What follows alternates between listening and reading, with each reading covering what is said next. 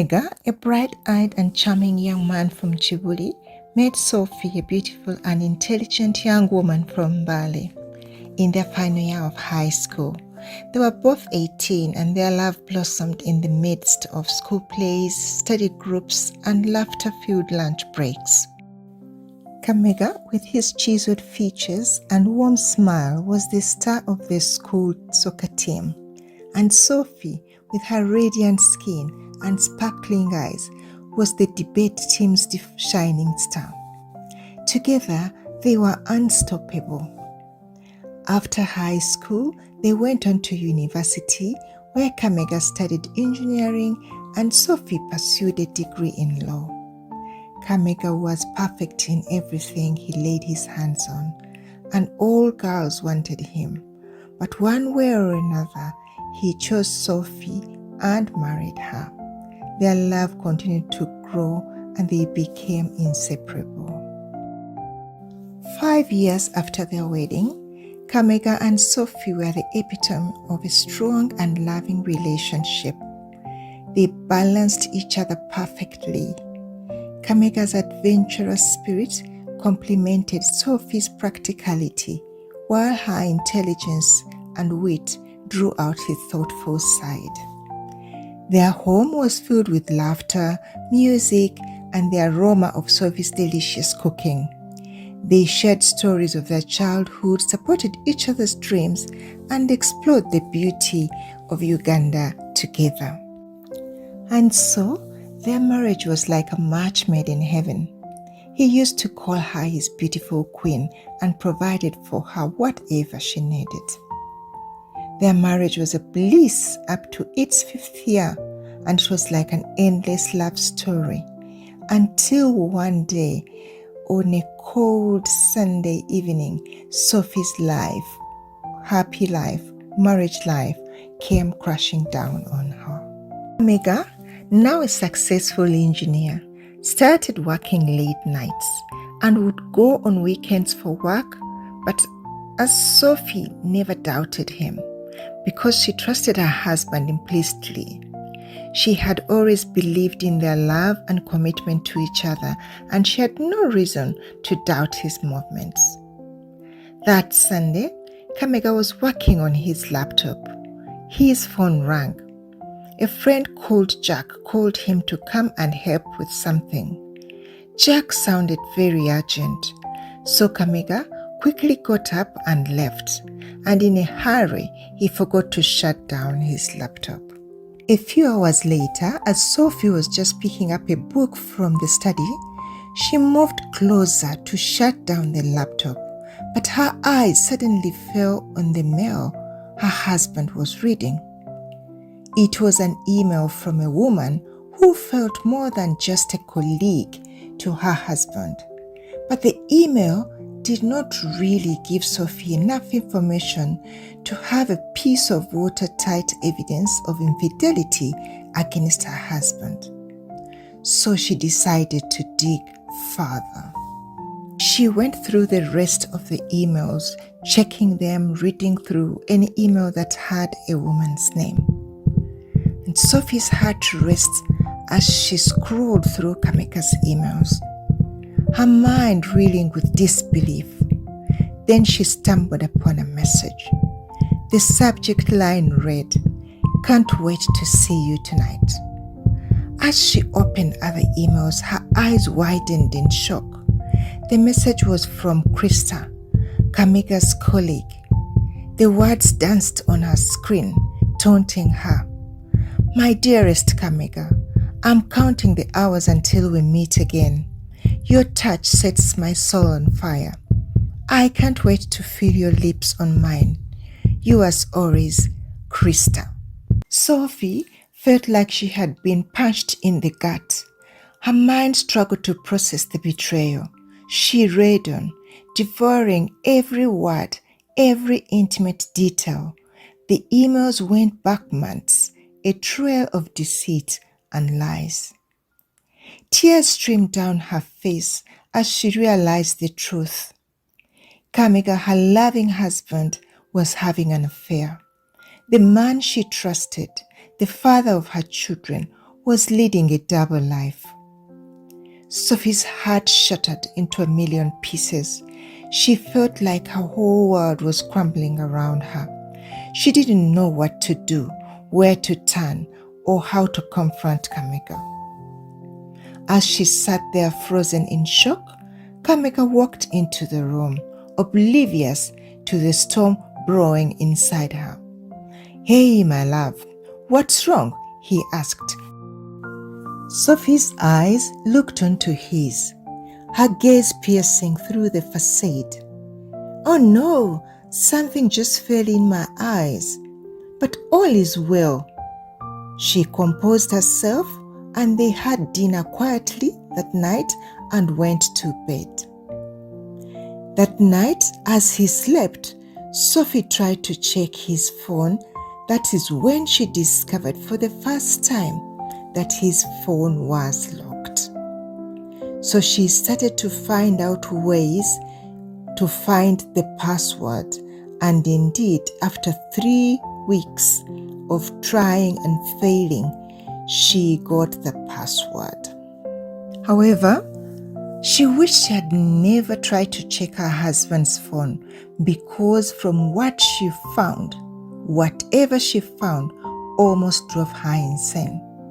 There were lots of chats with girls, hot and nude pictures of girls. Anyway, from all the women she saw in his phone, she picked out one particularly who seemed to be a regular and tried to gather information about her, like where she lives, everything, although she was not sure what she was going to do with that information.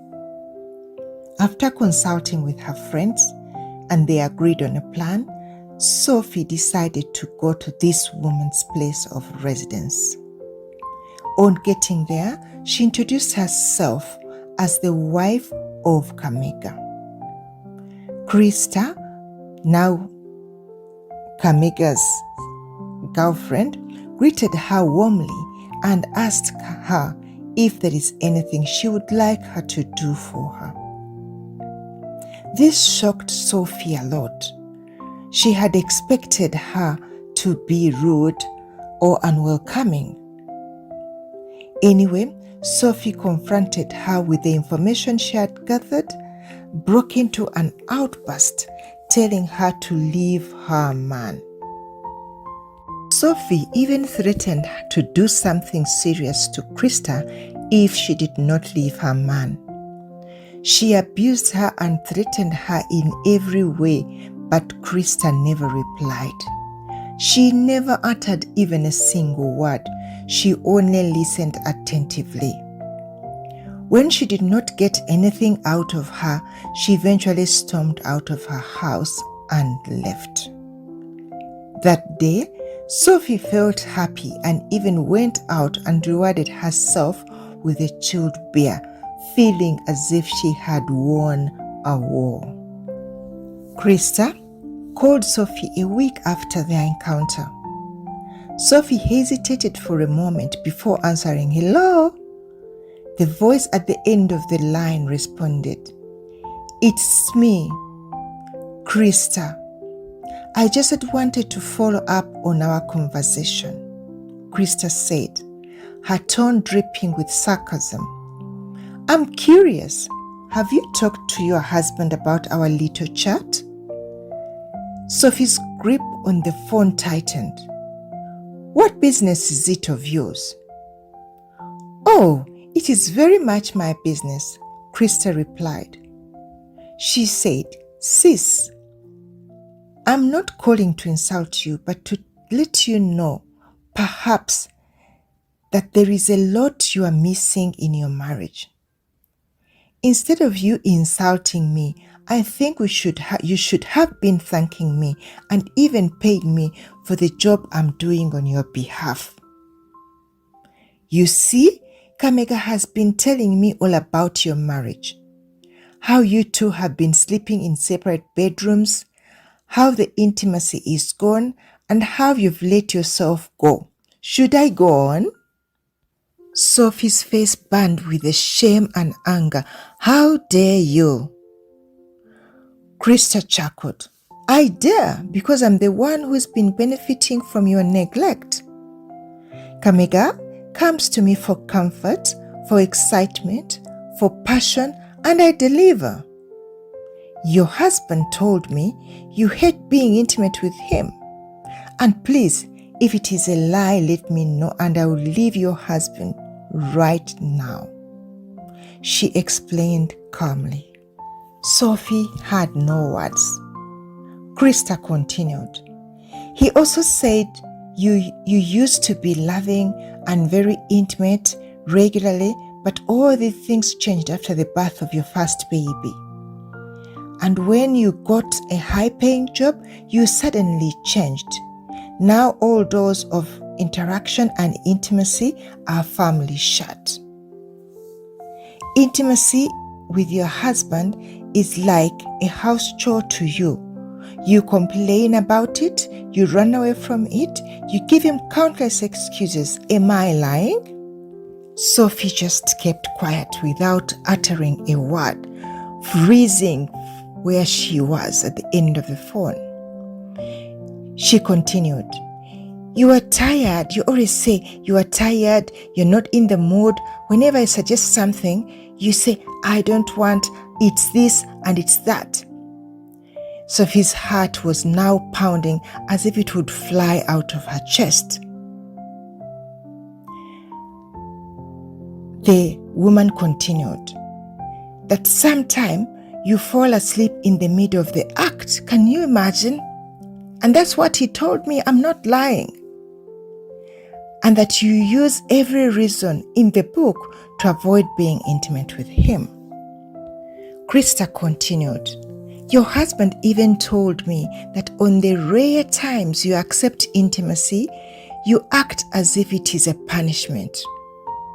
Christa added, Mom, your husband also said you dress up going to bed with him as if you're preparing for war, fully covered from head to toe. Sis, let me ask you a question, she continued. When last did you sleep with your husband? Don't you notice that your husband even stopped asking you to be intimate with him for some months now? And did this not bother you at all? She paused to hear a response from Sophie, but Sophie was dumbfounded. Sister, so because of all that, I stepped in to help you. You should be grateful to me. I wonder why you are upset about me for sleeping with him. I am only helping you to do the work that is so difficult for you, and I think you need to pay me for it. She calmly continued, you see, sis, a good man needs to be taken away from a woman like you by a smart girl like me. Sis, if you want your husband back, don't fight with me. Work on yourself. If you don't do this, even if he leaves me, he will find someone else. And who knows, the one he will find may be worse than me and take him completely away from you and marry him. He is safe with me, as I will never marry him. I am also married with 2 children like you. My husband works away out of the country. And so in his absence, your husband helps me out. He is safe with me. Sophie's eyes welled up with tears. You are a monster. She said, no, I am just a solution to your problem. Christa said, and I think I deserve compensation for my services, don't you think? After all, I've been helping your husband cope with his miserable marriage. Sophie's jaw dropped. You expect me to pay you? Christa said, yes, I do. I think a monthly allowance would be fitting. Don't you agree? Sophie's anger turned to disgust. You are sick, Christa, you are sick. Christa continued to ridicule Sophie, her voice dripping with condescension. Poor Sophie, so clueless about her own marriage. Let me give you some advice, dear sister. If you want to keep your husband, you need to step up your game. Sophie seethed with anger, but Christa continued unfazed. First of all, take care of yourself. Lose some weight. Get a makeover. Learn how to dress seductively. Kamega likes a woman who takes pride in her appearance. Sophie's eyes narrowed, but Christa pressed on. Secondly, be more adventurous in bed. Kamega gets bored easily. So you need to keep things interesting. Try new things, be spontaneous, and don't be afraid to take risks. Sophie's face burned with shame, but Christa wasn't finished yet. Thirdly, stop being so nagging and critical. Kamega hates it when you are always on his case about something. Learn to let go, relax, and have fun. Sophie's anger turned into despair. Was Christa right? Was she really the problem in her marriage? Then, as she was thinking, Christa's voice dripped with sarcasm. I mean, it's not like I'm trying to sabotage your marriage or anything. I just want to help. After all, I have Kamega's best interests at heart. Stop fighting innocent side chicks like me. Get back to bed. Be a wife, not just a supervisor at work or a mother.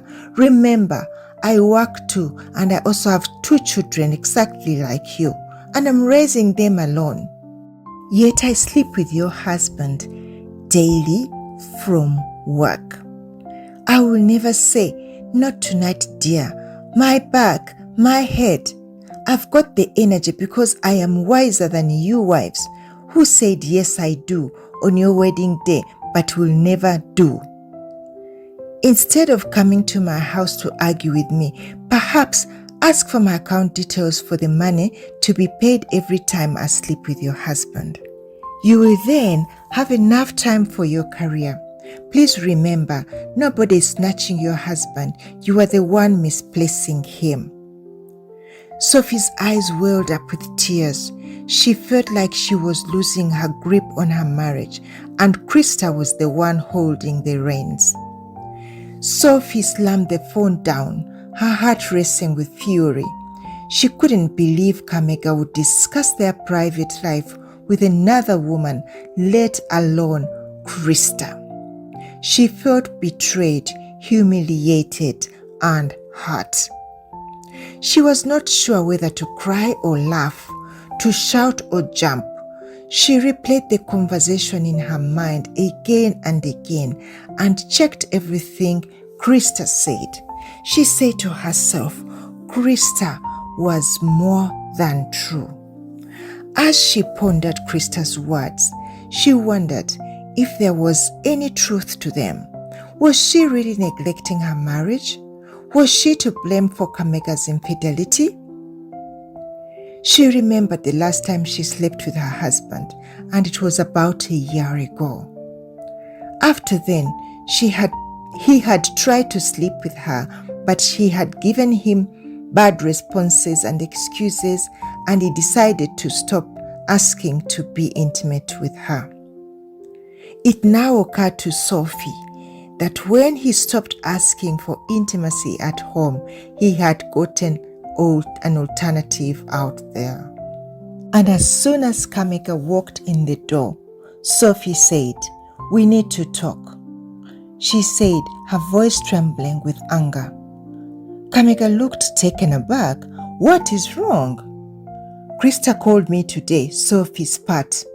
"She told me all about your little chats. How you've been discussing our marriage, our problems with her." Kamega said, "What?" His expression changed from surprise to denial. "That's not true. I don't know what Christa told you, but it's all lies." Sophie's eyes narrowed. "Don't lie to me, Kamega. I know you've been talking to her. She told me things only you and me would know. How could you? Why did you not come to me and talk to me? We could have worked something out." "But it was just a harmless conversation. I didn't mean to hurt you," Kamega murmured, with words almost not coming out of his mouth. Sophie's anger grew intense. Harmless conversation? You discussed our intimacy, our problems with another woman. That's not harmless, Kamega. That's betrayal. I'm so sorry. Please forgive me. Sophie's eyes filled with tears. Said, I don't know if I can believe you anymore, Kamega. The following night, Kamega did not come home at all. He sent her a message saying, emergency at work, don't wait up, I may come in the morning. Sophie quickly called Christa, who confirmed that yes, he is in with her and safe in her hands, that Sophie should not panic. Can you imagine? There you have it, my listeners. I have left the conclusion for you to make in the comments below. Please remember to subscribe to the channel, share the story if you found it useful or engaging or educative in one way, and be so blessed. Until the next time. Bye.